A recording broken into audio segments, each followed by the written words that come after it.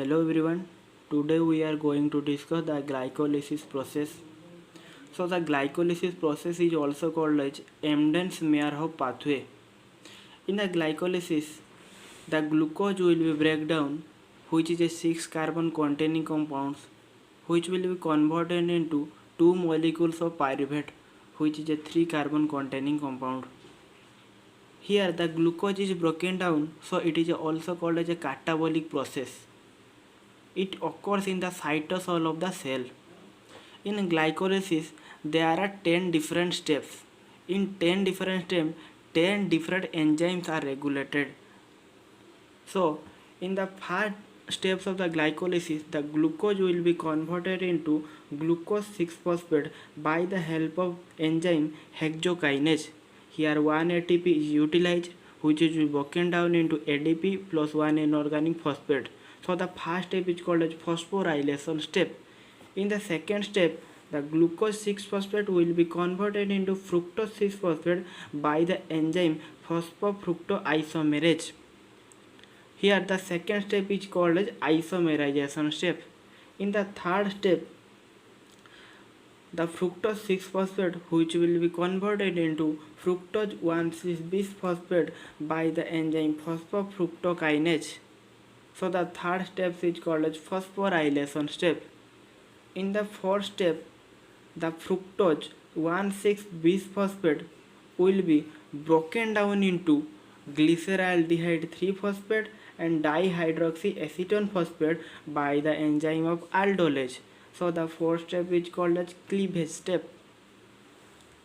Here the dihydroxyacetone phosphate will be not further participate in the glycolysis process, but the glyceraldehyde 3-phosphate is further participate in the glycolysis process.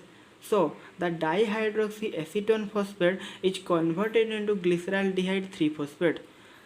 Here the dihydroxyacetone phosphate is converted into glyceraldehyde 3-phosphate by the enzyme triose phosphate isomerase. So here one molecule of glyceraldehyde 3-phosphate and here one molecule of glyceraldehyde 3-phosphate. So total the two molecules of glyceraldehyde 3-phosphate will be participate in the further steps of the glycolysis process. So the next steps of the glycolysis, that is the step 6, the two molecules of glyceraldehyde 3-phosphate will be converted into two molecules of 1,3-bisphosphoglycerate by the enzyme glyceraldehyde 3-phosphate dehydrogenase. Here one molecule of a reducing equivalent NADH that is generated. The reducing equivalent that is further enter into the electron transport chain and produce 2.5 ATP.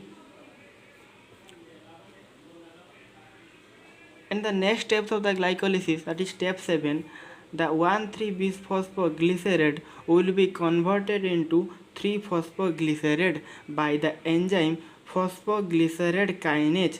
Here another two molecules of ATP is generated. In the step 8 of the glycolysis process, the 3-phosphoglycerate will be converted into 2-phosphoglycerate by the enzyme mutase. In the step 9, the 2-phosphoglycerate will be converted into phosphoenol pyruvate by the presence of enzyme enolase. Here one water molecule is released. When one water molecule is released by the process of metabolism, so the water is called as metabolic water. In the step 10, the phosphoenol pyruvate will be converted into two molecules of pyruvate by the presence of enzyme pyruvate kinase. Here another two molecules of ATP is generated. So these are the total 10 steps of the glycolysis process.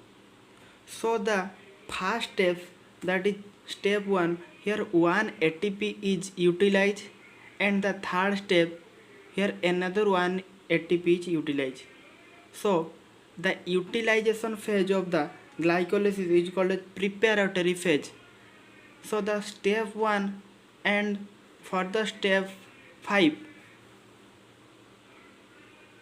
here the ATP is utilized. So the ATP is utilization phase is called as preparatory phase. But in step 6 to step 10, there will be ATP is generated in the 6th step,